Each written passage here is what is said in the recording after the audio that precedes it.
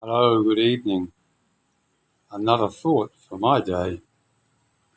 I just went up the road to buy a can of dog food because I was running a bit short and the likelihood I could get to the supermarket in time was fairly limited. So I walked up to the new 7-Eleven store, some maybe a kilometre away.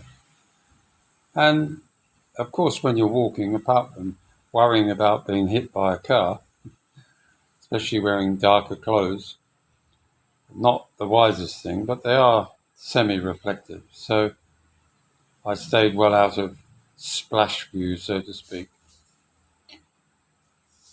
You know, so many of us, especially Americans, talk about finding the love of their lives, how they met them online, and how they've been talking with them for many years.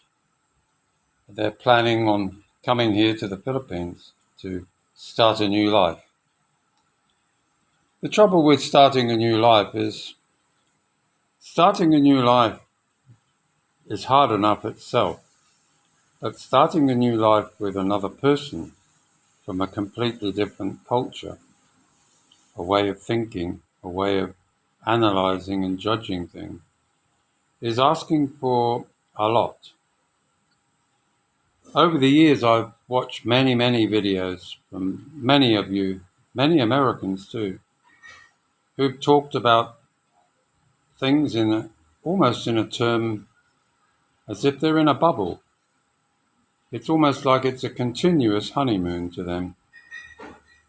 Now, the problem with that is that anybody watching it assumes that to come to the Philippines, you're going to find that magic person. You're going to stumble across that gem. And for some, that may well be the case. But for the majority, it won't. It will end up in disappointment. It will end up in losing everything.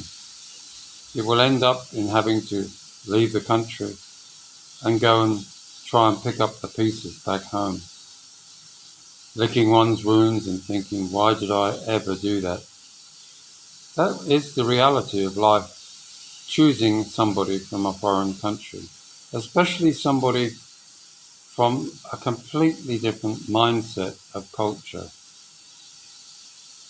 We all tend to, regardless of whether we're Filipino, American, Australian, English, French, German, wherever, we judge and we analyze things the way we've been taught how to deal with life over the years, the decades. We assume that we've been listening to all of these. I mean, before I came here, I didn't come here because somebody told me you're going to find the young and beautiful wife who's going to be loyal, caring, and loving, and are going to accept you for all your warts and all your good points and your bad points. But I've also learned over the 10 years that sometimes we do make mistakes and we wish afterwards, I wish you could somehow change it. One of the biggest mistakes I think we do from the West is we assume honesty pays. And when I say that, I mean the honesty of saying how it is, how it was with your last partner, how the relationship you felt broke down. And from a Western point of view, that's opening up. It's showing the other person that you're prepared to be honest with them, to tell them how it really was. And for most of us, if we are trying to be totally honest, we will tell the truth.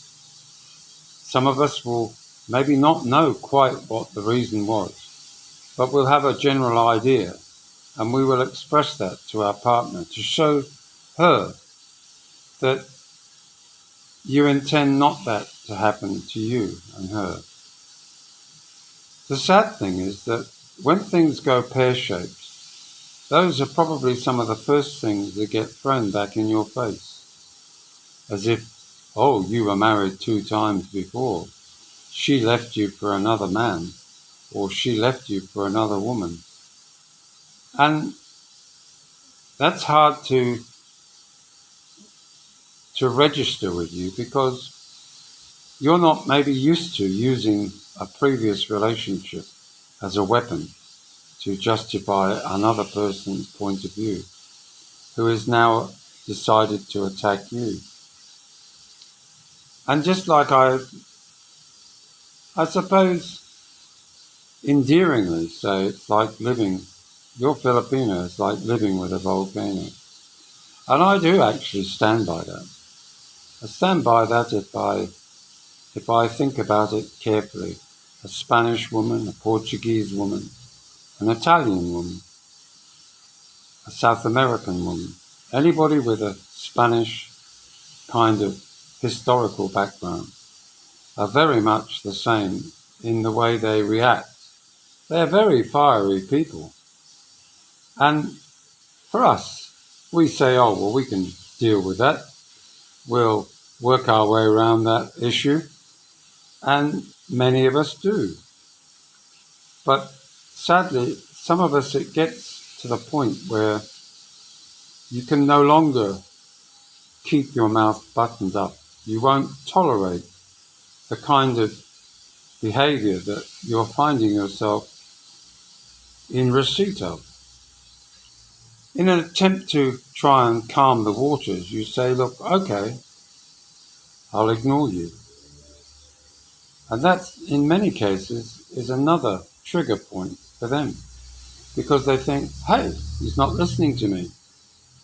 It's not that we're not listening. It's that, to use an expression here, it's like having a nosebleed. They talk about having a nosebleed here when we rabbit on. And we might jokingly say, oh, I didn't bring the tissues. Because I'm giving you a nosebleed. In other words, I'm annoying you. I'm winding you up without knowing it. Not intentionally, of course. And all of these things are part and parcel of discovering your woman. It's interesting that when a channel such as my own tries to tell you how it really is, without deliberately intending to draw a focus on my own personal life, but more trying to make you realize that I'm talking from a certain amount of experience.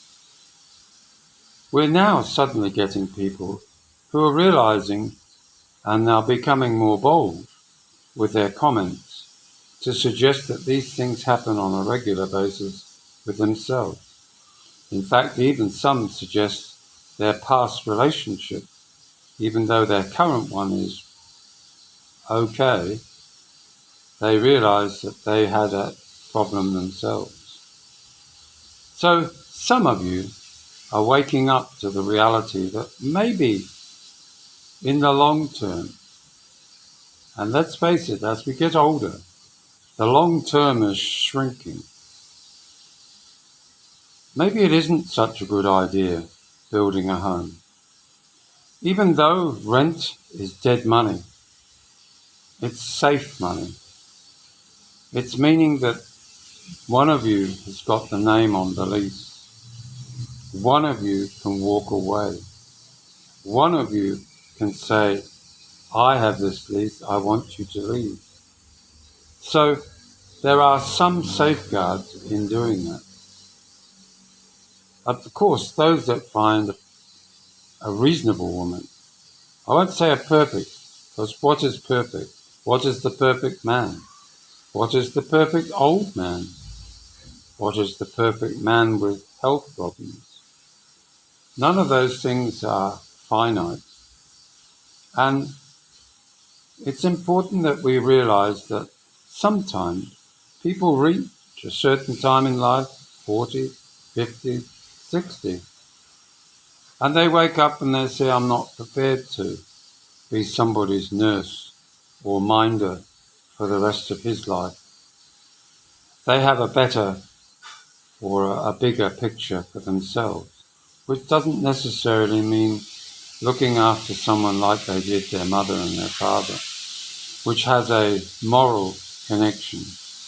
There's no moral connection to a Filipino.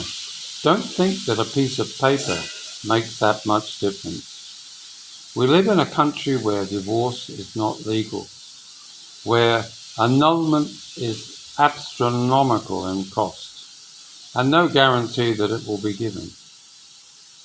And just because she's separated doesn't mean that she has that connection to you that you think she might have, that she's going to be standing by you, watching your back for the rest of your life, until she's prepared to retire herself as a single or a separated woman. She's, after all, no different from anybody else. She wants the best for herself. Will she tell you what that means to you? I doubt it. And I like the whole picture of coming to a foreign country. It's like going to the lottery office and buying a ticket. What are your odds that you're going to win a winning ticket? I suggest very slim. So why is it that we old guys think that by buying a lottery ticket, holding on to that ticket and expecting it to be the winning one, why do we really think it's going to happen to us? What gives us that feeling of hope that so many find out is actually a ticket with no value, no prize, nothing but a piece of paper to put in the rubbish bin afterwards? You know, that's the reality of life. It doesn't apply just to the Philippines. It applies to anywhere you live. If you're in the West, you're buying a lottery ticket every woman that you meet, every partner you decide to move in with. That's the reality of life. The only difference is you might not live in a beautiful country like the Philippines, where the weather is almost predictable. You might live in a country where the weather is unpredictable, where the women are no more predictable than anywhere else in the world.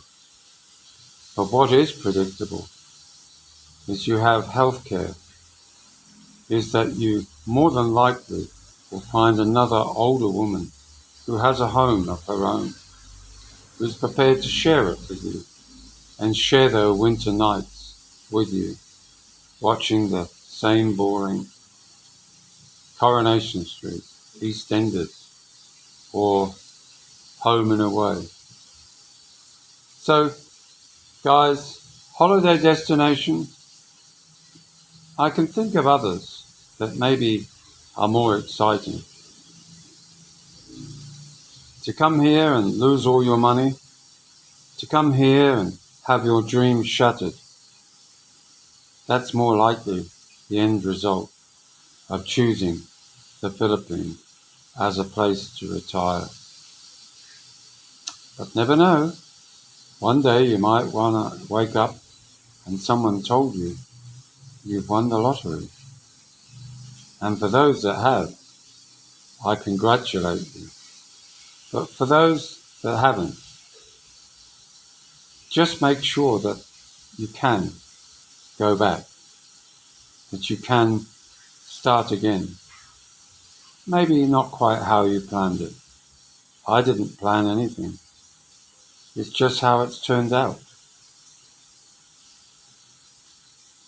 Thumbs up, subscribe, and we'll catch you later.